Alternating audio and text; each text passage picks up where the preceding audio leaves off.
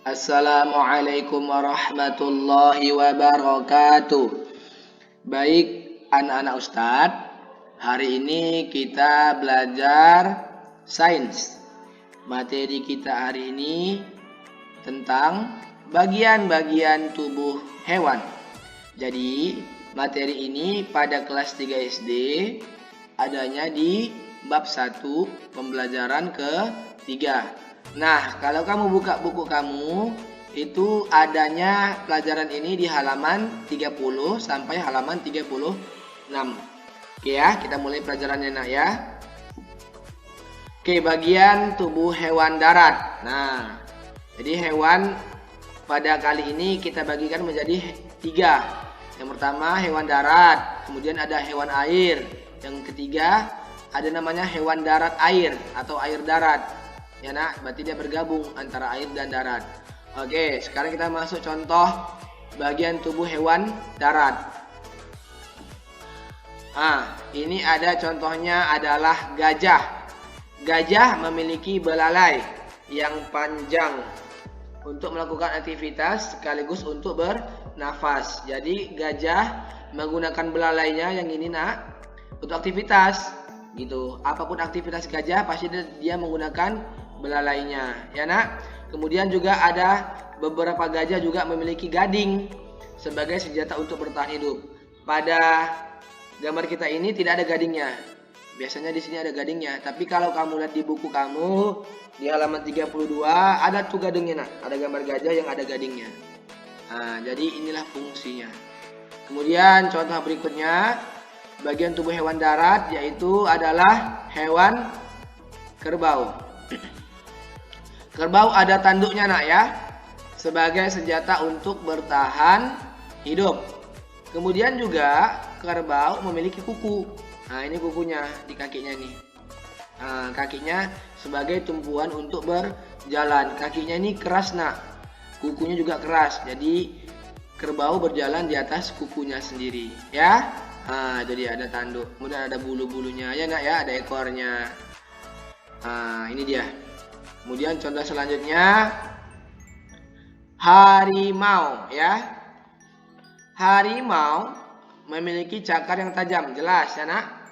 Memiliki cakar yang tajam, kaki serta rahang yang kuat sehingga mereka mampu menangkap mangsa.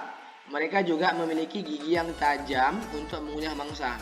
Inilah salah satu contoh ya harimau, dan memiliki beberapa bagian tubuh yang sangat menonjol dalam tubuhnya. Cakarnya kuat untuk mencakar mangsanya ya kan nak, kakinya untuk mengejar mangsa, rahangnya untuk memakannya kan nak. Gitu juga giginya. Giginya untuk mengunyah. Oke, selanjutnya hewan darat selanjutnya yaitu adalah ular.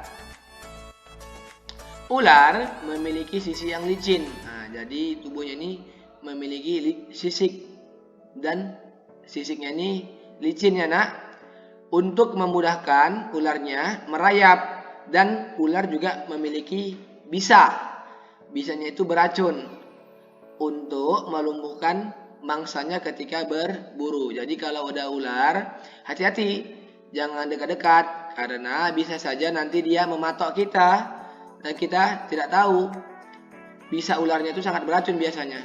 Nanti berbahaya untuk kita ya nak. Oke, lanjut.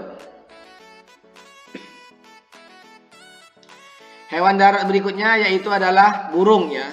Burung memang memiliki sayap, tapi dia tidak dapat hidup di dalam air ya nak. Jadi dia tetap hidup di darat walaupun dia terbang di udara. Burung memiliki sayap untuk dapat terbang untuk mencari makanan, dan paruh untuk menangkap atau mengambil makanannya. Biasanya burung ini makanannya kalau tidak biji-bijian, ada juga beberapa burung makannya cacing ya nak ya. Itulah beberapa bagian tubuh hewan darat. Oke, sekarang kita masuk ke hewan air. Bagian tubuh hewan air. Contohnya adalah ikan. Ini kita misalkan adalah ikan. gambarnya gambar ikan, ya kan, ikan yang biasa kita lihat. Jadi ikan memiliki insang untuk bernafas di dalam air. Jadi alat pernapasan pada ikan yaitu adalah insang. Ikan juga memiliki sirip dan ekor. Nah, ini ada sirip, nah. Enak, ada sirip dan ekor. Apa fungsinya? Untuk membuat mereka mampu bergerak di dalam air. Jadi sirip dan ekor inilah yang membuat mereka dapat bergerak di dalam air. Nah, ini anak hewan air. Contohnya adalah ikan. Kemudian hewan air berikutnya, contohnya adalah hiu. Anak-anak Ustadz pasti tahu hiu. Hiu ini adalah hewan air yang sangat buas, ya kan, nak? Hiu memiliki sirip dan ekor sama seperti ikan karena dia juga termasuk ke dalam golongan ikan. Nah, sirip dan ekor hiu gunanya untuk membuat mereka mampu bergerak di dalam air dan gigi yang tajam dan serta banyak. Nah, inilah hiu ini, nah. Giginya tajam dan banyak. Fungsinya apa? Untuk mencengkram mangsa, ya nak. Jadi hiu ini cukup berbahaya karena dia termasuk hewan yang buas dan ini tergolong ke dalam hewan air. Oke, selanjutnya kita masuk ke hewan air darat. Berarti dia tinggal di air dan juga tinggal di darat. Contohnya adalah buaya, ya kan, nak? Buaya bisa tinggal di air, bisa juga tinggal di darat, ya kan? Buaya memiliki kaki yang pendek yang membuat mereka mampu berjalan di atas tanah.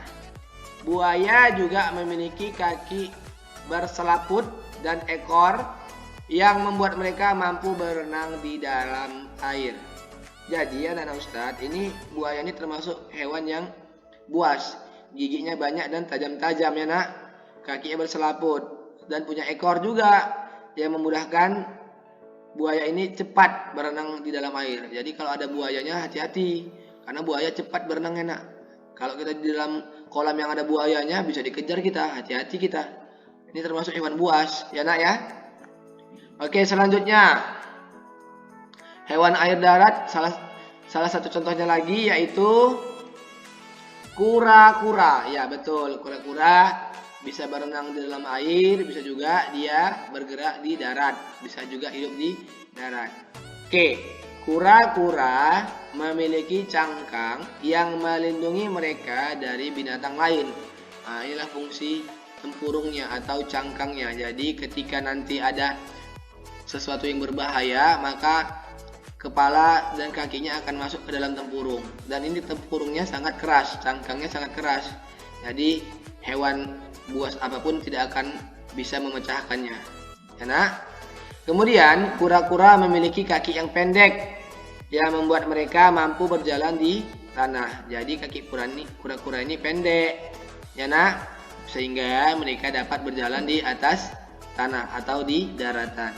Mereka juga memiliki kaki yang berselaput sama seperti buaya, nak. Kakinya juga memiliki selaput yang membuat mereka mampu berenang di air. Ya betul, anak.